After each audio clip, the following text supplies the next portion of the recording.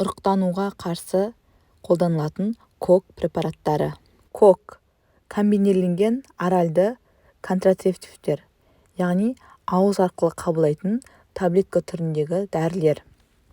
Егер ұрықтану болмаса, прогестерон гормонының деңгейі төмендейді де, ал ұрықтануға жүктілікке дайындалып тұрған жатырдың ішкі қабаты, яғни эндометрийдің беткі қабаты, функционалды қабаты қажет емес деп сылынып қалады да етеккір келеді. Организмдегі эстрогеннің максимум деңгейі овуляция кезеңіне сәйкес келеді, ал прогестеронның максимум деңгейі циклдың 22-23 күндеріне сәйкес келеді. Ұрықтануға қарсы қолданылатын әдістерді 3 топқа бөлуге болады. Бірінші топ күнделікті тек бір уақытта қабылдауға арналған топ, яғни оған осы кок препараттары жатады және мини-пили препараттар жатады. Кок препараттарының құрамында эстроген, гестаген гормондары бар, мини-пили құрамында тек гестаген бар. Екінші, уақытқа байланысты емес, яғни оған әртүрлі инъекциялар, имплантаттар, спиралдар және қынаптық сақиналар жатады. Үшінші топ экстренный жағдайда жүктілікті үзуге арналған, оған эскапел және пастенор жатады. Кок препараттары қалай әсер етеді? Біз кок препараттарын қабылдау арқылы сыртқы ортадан организмге эстрогендерді жинаймыз. Организмде эстрогендер болғандықтан біздің миымыздың гипоталамус-гипофиз жүйесінде эстроген норма деп есептейді де, ол фолликулостимулдаушы гормонды өндіруге сигнал бермейді. Фолликулостимулдаушы гормон дегеніміз аты айтып тұрғандай, аналық безінде пісіп жетілген жұмыртқа жасушасының шығаратын осы фолликулалар. Осы фолликулостимулдаушы гормон түзілмейтіндіктен аналық бездерінде фолликулалар жартылай ұйықтау күйінде қалып қояды. Яғни ешқандай одан жұмыртқа жасушасы пісіп жетілмейді. Осы фолликулалар жартылай ұйықтау қалпында қалып қояды, соның әсерінен эстрогендер де түзілмейді. Тіпті олар оянғанның өзінде, өскеннің өзінде ол фолликулалар өте баяу өседі және ұрықтануға құлықсыз болып келеді. Сол себепті де жұмыртқа жасушасы піспейді. Егер жұмыртқа жасушасы жетіле алмаса, ол ұрықтануға да қабілетсіз және овуляцияда болмайды. Әрі қарай эстроген деңгейі көтерілмегендіктен лютеиндеуші гормон бөлінбейді, яғни сары дене түзілмейді, прогестерон түзілмейді. Ал ол бізге не үшін керек? Өйткені ол сырттан келеді.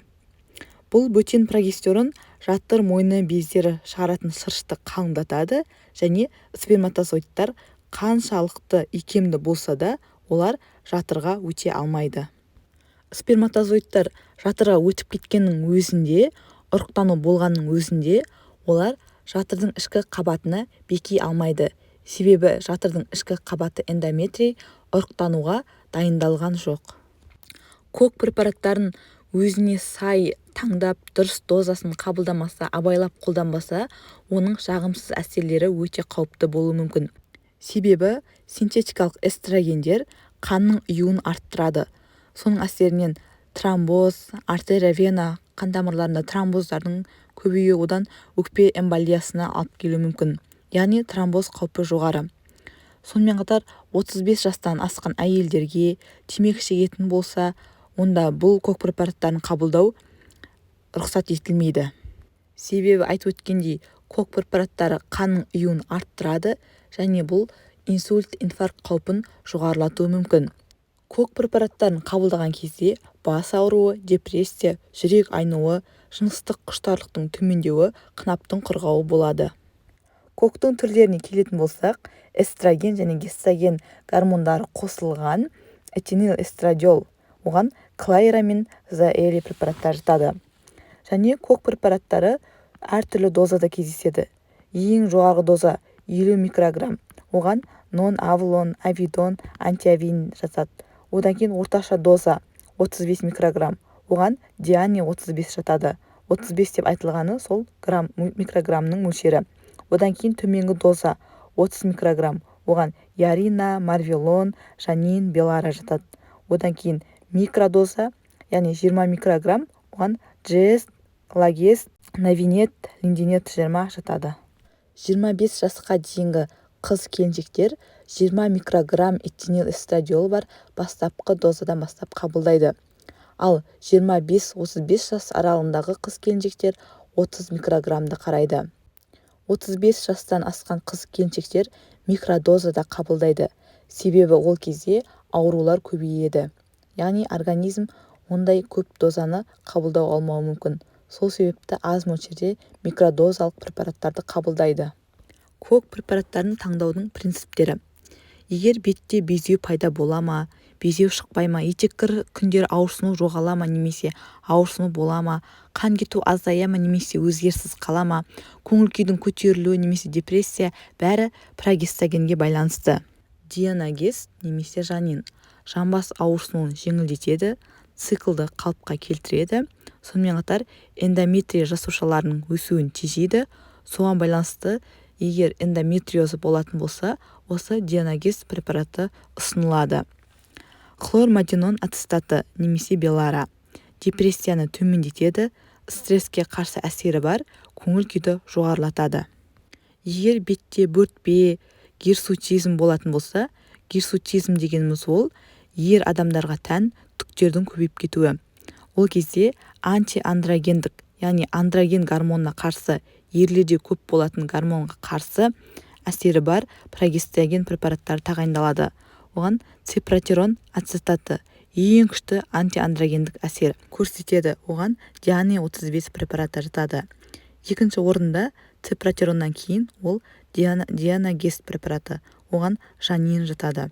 Үшінші орында дроспиренон құрамды, оған ярина, джес, медиана жатады. Бұл безеудің ортаңғы түрінде ұсынылады. Кок препараттарын қалай қабылдау керек? Бірінші, ол етеккірдің алғашқы күнінен бастап қабылдау қажет. Екінші, стандарт 28 күндік цикл. Соған байланысты 21-28 таблеткадан тұрады. Режим: 21 күн қабылдайсыздар, 7 күн пауза болады. Гормонды тоқтатқаннан соң 2 күннен кейін олардың қандағы деңгейі төмендеуіне байланысты етеккір тәрізді қан кетулер болады. Енді бірнеше препараттарға тоқтала кетсек. Диане 35, яғни құрамында 35 микрограмм этинил эстрадиол бар. Сибария гирсутизм безеу кезінде қолданылады, май бездерінің функциясын төмендетеді, тері шаш майлануын алдын алады. Ұзақ қолданбаймыз, 3-4 цикл қолданғаннан кейін микродозаға көшеміз, яғни жанин, джес препараттарына ауысамыз. Екінші, жанин эндометрий клеткаларын өсуін тежейді. Құрамында этинил эстрадиол плюс дианагез препараты бар, яғни эндометриоз ауруы кезінде тиімді. Жамбас ауырсынуында, іштің ауырсынуында, жыныстық қатынас кезінде ауырсынуда тиімді, яғни ауырсынуды төмендетеді. Жанин терінің, шаштың күйін жақсартады, антиандрогендік әсерге ие. Диане 35-тен айырмашылығы, бұл таблетканы ұзақ қолдануға болады.